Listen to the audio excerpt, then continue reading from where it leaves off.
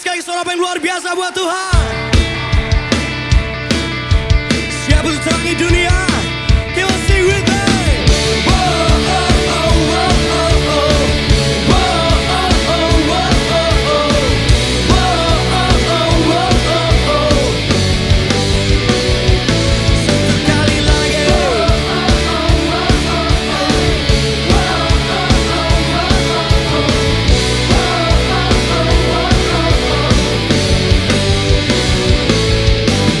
Bangkit, ku mau bangkit bagimu.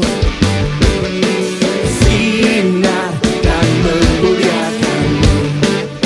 Maju, maju, maju, ku mau maju bagimu. Jalan dengan kuat imanku. Ku mau hidup jadi terangmu. Terangi dunia di sekelilingku. Bangkit dan bersinar bagimu. Serukan namamu atas kemenanganku. Maju dan tinggikan namamu. Saksikan kemenangan. Nyatakan kau masih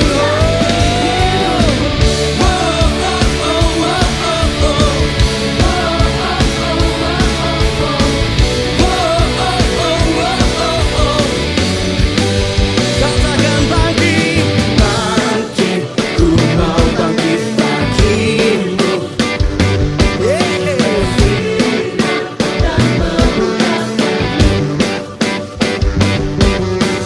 Maju, ku mau maju bagimu. Jalan dengan kuat imanku. Ku mau hidup jadi terangmu. Terangi dunia di sekelilingku. Bangkit dan bersinar bagimu. Serukan namamu atas kemenanganku.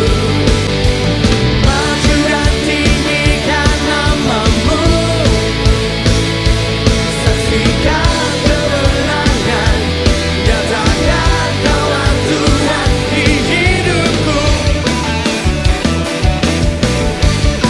Mari semua bertepuk tangan di atas.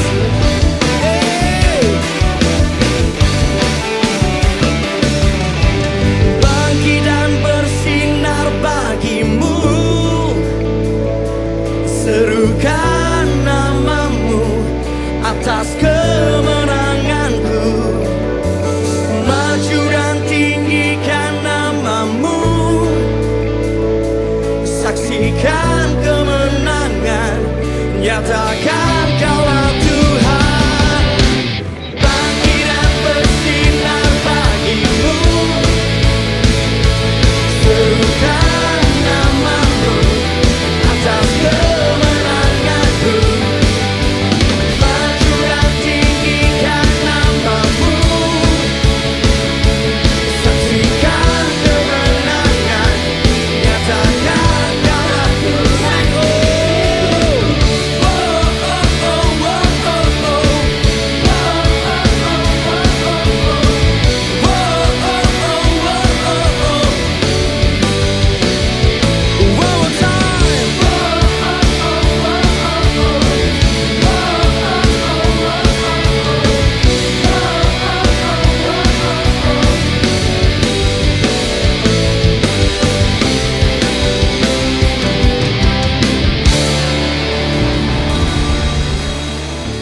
Shalom, selamat pagi. Sebelum kita merenungkan firman Tuhan, mari kita berdoa. Bapa yang baik, Bapa yang mengasihi kami, mengucap syukur atas kasih dan anugerah Allah. Terima kasih untuk nafas kehidupan yang boleh kami hembuskan dengan cuma-cuma. Terima kasih untuk kasih dan penyertaan Allah yang membungkus kami dari malam hingga pagi hari ini, sehingga kami Pada pagi hari ini masih Tuhan memberikan kesempatan satu kali lagi untuk kami boleh memuji dan mengagungkan nama-Mu Bapa. Tuhan Yesus yang baik, jika sebentar kami akan sedikit merenungkan firman-Mu, sucikan dan kuduskan kami ya Tuhan, kiranya kami boleh dimengertikan oleh kebenaran firman-Mu. Mari Tuhan yang berbicara, tambahkanlah isi hati-Mu, kiranya firman-Mu boleh menjadi rema dalam hidup kami.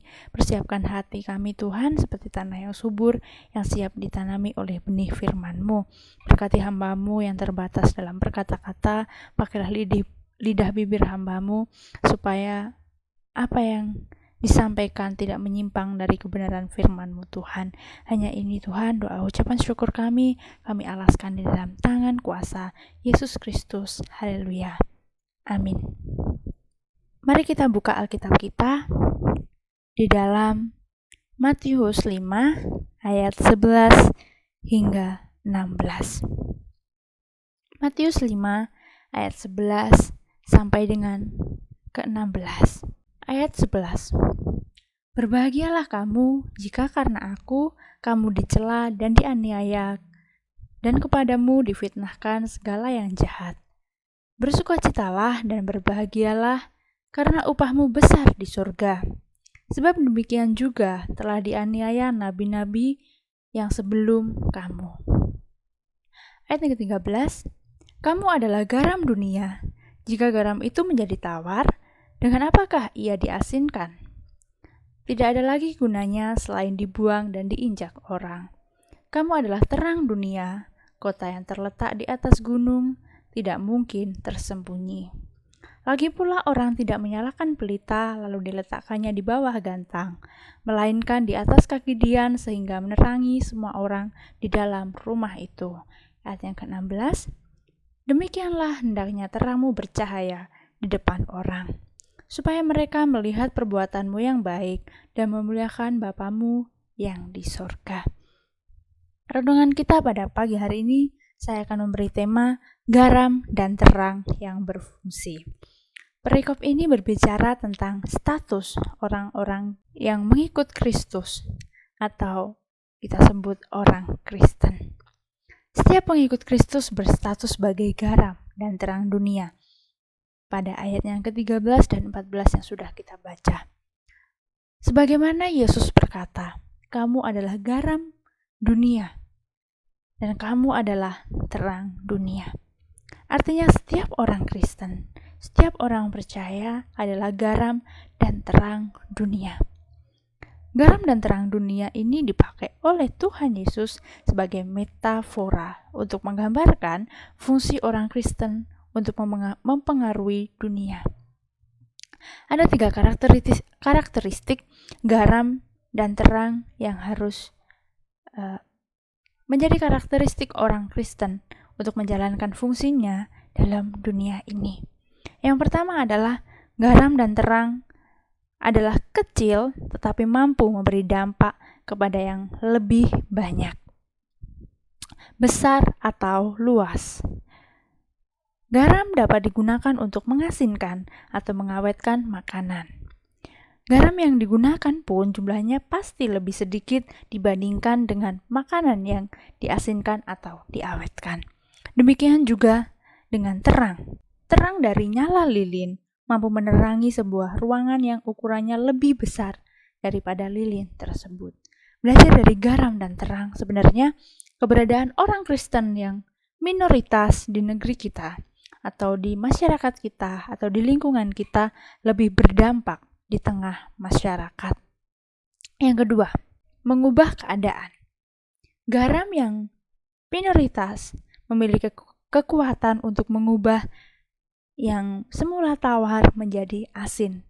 Demikian juga dengan terang, memiliki kekuatan untuk mengubah gelap menjadi terang. Keberadaan orang Kristen pula harus mampu mengubah keadaan sekitarnya. Yang ketiga, garam melarutkan diri untuk memberi rasa asin di sekitarnya. Demikian juga dengan terang. Terang membakar diri untuk memberi terang di sekitarnya. Artinya apa? peran kita di tengah masyarakat diiringi dengan mengorbankan diri kita. Seperti halnya Lilin. Lilin rela membakar dirinya untuk memberi terang dalam ruangan. Begitu pula dengan kita. Kita harus rela mengorbankan diri di masyarakat. Orang Kristen tidak boleh minder, meskipun banyak yang menjadi minoritas pada saat ini. Tapi kita harus bersyukur karena Tuhan berkenan memakai kita untuk mempengaruhi dan memberikan dampak yang besar di dunia ini. Ketika Tuhan Yesus mau mati di kayu salib dan menebus dosa kita, kita sudah dipilih menjadi anak-anaknya.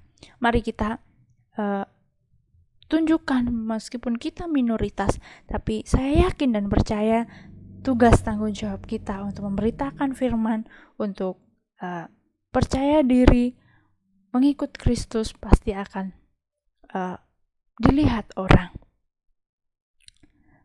Mari kita tunjukkan bahwa kita mampu berperan dan berkontribusi sebaik-baiknya di tengah masyarakat.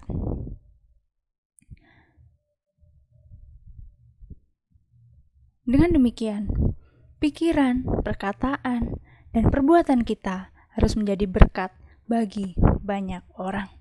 Demikian firman Tuhan dan renungan kita pagi hari ini. Mari kita renungkan bagaimana kita harus bertindak, bersikap dan untuk masyarakat, untuk sekolah kita, untuk keluarga kita. Apakah diri kita sudah menjadi terang dan garam yang berfungsi? Apakah kita sudah mengasinkan masyarakat? Apakah kita sudah mengasinkan sekitar kita? Mari kita renungkan.